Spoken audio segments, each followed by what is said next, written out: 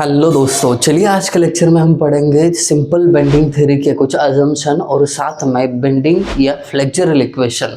वो भी बैठ के आराम से अपने अपने घर और आपके साथ रहेंगे आपके अपने अविनाश सर। तो देर किस बात के, फटाफट शुरू कर देते हैं आज का लेक्चर। एग्जाम में कई दफ़ा पूछा जाता है कि state the assumptions made in theory of simple bending. ठीक है, तो कुछ ये 6 अजम्पशंस है, इसको आपको लिस्ट आउट करना है, आपको पूरे 5 मार्क्स मिल जाएंगे। साथ में ही जो भी सारे न्यूमेरिकल आप 3rd मॉड्यूल में सॉल्व करने वाले हो उसमें ये जो इक्वेशन है जिसको हम बेंडिंग या फ्लेक्चरल इक्वेशन बोलने वाले हैं, बेहद इंपॉर्टेंट रोल प्ले करता है। तो शॉर्ट में हम इसको समझ लेते हैं, या आप समझ भी जाओगे, इसकी गारंटी मैं आपको दे रहा हूँ। बस आपकी तरफ से एक गारंटी होनी चाहिए। आपको बताया चैनल अभी तक सब्सक्राइब नहीं किया है तो फटाफट करना पड़ेगा। पहला assumption, beam material homogeneous and isotropic. मैंने पूरा शॉर्ट में लिखा हुआ है। अब बीम में जो भी मटेरियल यूज किया जाएगा वो पूरा होमोजेनियस होना चाहिए और आइसोट्रॉपिक होना चाहिए।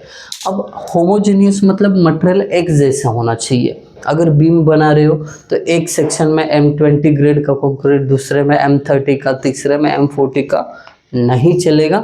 जो भी मटेरियल है होमोजेनियस होना चाहिए। दूसरी चीज़ isotropic. Isotropic in the sense उसकी जो प्रॉपर्टीज़ है, जो भी मटेरियल आपने यूज़ किया है, तो ये बीम में अगर उस प्रॉपर्टी को यहाँ पे चेक करूँ, यहाँ पे चेक करूँ, यहाँ पे किसी भी सेक्शन पे चेक करूँ तो कोई भी प्रॉपर्टी यहाँ पे सेम होना चाहिए। फॉर एग्जाम्पल, अगर मैं इस पेन की इलास्टिसिटी चेक कर रहा हूँ तो इस पॉइंट पे भी सेम होनी चाहिए, यहाँ पे भी, यहाँ पे भी, यहाँ पे भी। ऐसा होता है आइसोट्रॉपिक का मतलब। अब अजम्पशन नंबर 2 पे चलते हैं। Beam is initially straight. जब आप लोड डालना है उससे पहले बीम इनिशियली स्ट्रेट होना चाहिए। And bend in circular arc with common centre.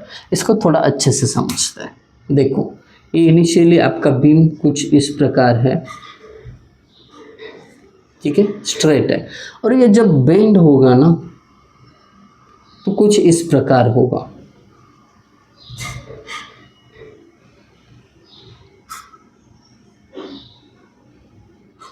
ये डॉटेड इसलिए दिखा रहा हूं क्योंकि ये आफ्टर बेंडिंग है।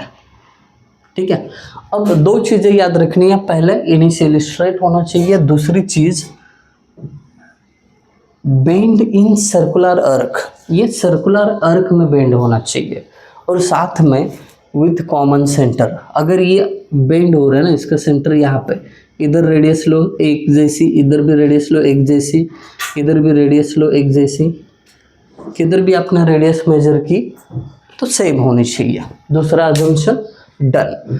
तीसरा, members will have symmetric cross section. अब थ्रू आउट आपका जो भी बीम है उसका डायमेंशन सिमेट्रिक होना चाहिए। ठीक है, यहाँ पे अगर मैंने बीच में फोल्ड किया तो बीम सिमेट्रिक है, ऐसा नहीं यहाँ पे क्रॉस सेक्शन ज़्यादा है यहाँ पे कम, ऐसा नहीं चलेगा। फिर 4th कहता है beam is subjected to pure bending. इसमें केवल बेंडिंग ही होना चाहिए, ना कोई शियर। अगर शियर हो भी रहा है तो इसको हम निगलेक्ट करेंगे, शियर फोर्स ना, स्लाइडिंग फोर्स। फिर ज़्यादा इस पे ज़्यादा तवज्जो नहीं दे रहा हूँ, थ्योरेटिकल पार्ट है, आपको समझेगा इतना एक्सप्लेन कर रहा हूँ क्योंकि इसमें आप ज़्यादा टाइम टिके नहीं रहोगे वीडियो में, मुझे भी पता है।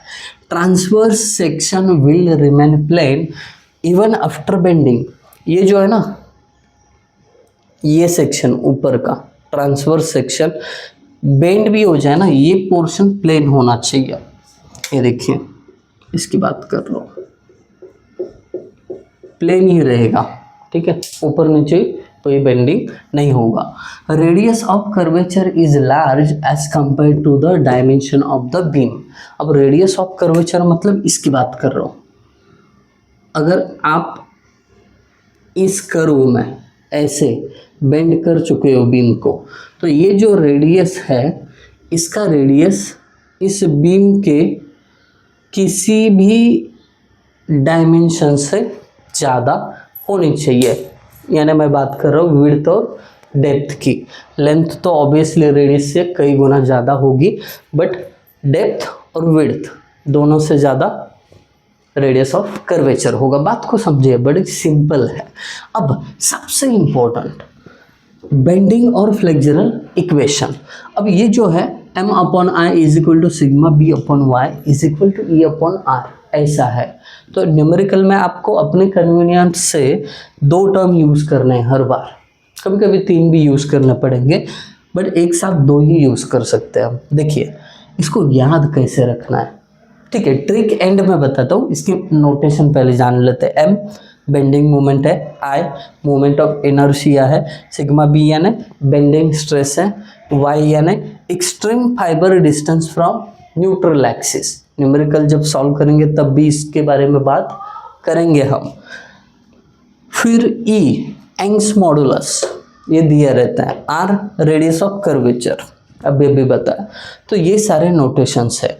y का मतलब देखिए, इसका अगर ये सेंट्रोइडल एक्सिस है तो ये इसका एक्सट्रीम फाइबर डिस्टेंस है, तो ये जो डिस्टेंस है इसको y बोलते हैं। समझा तो अच्छी बात है, नहीं समझा तो भी न्यूमेरिकल अगले लेक्चर में आने वाला है। अब इसको याद कैसे रखा जाए, देखिए एक गांव से आई हुई लड़की थी या गांव में पढ़ रही लड़की है, बड़ी मेहनत से उसने अपना इंजीनियरिंग कंप्लीट किया है। ट्रिक बता रहा हूँ। तो इंजीनियरिंग कंप्लीट होने के बाद क्या बोल रही है, ये देखो, मी, एक मिनट इसके नीचे लिखता हूँ, मी मतलब m upon I by B Y, sigma B Y. Engineer को क्या बोलते हैं रे, शॉर्ट फॉर्म क्या है, ER बोलते हैं ना, मी बाय इंजीनियर झाले, है ना। जिसको जैसा याद रहे वैसा रखो, बट मेरे तरफ से ये ट्रिक है, कभी भी आपको बेंडिंग स्ट्रेस या फ्लेक्सरल इक्वेशन याद रखना हो तो बोल देना मी बाय इंजीनियर झाले। m अपॉन आई मतलब मी, sigma B y by ER मतलब इंजीनियर झाले। सीक्वेंस वैसा ही रखना। So that's it from today's lecture. आपको ट्रिक कैसा लगा ज़रूर बता देना कमेंट सेक्शन में, और आपको वीडियो पसंद आया तो कमेंट के नीचे या जस्ट बाजू में सुपर थैंक्स का बटन होता है, ज़रूर प्रेस कर सकते हैं आप। Thank you guys for watching video, thank you so much.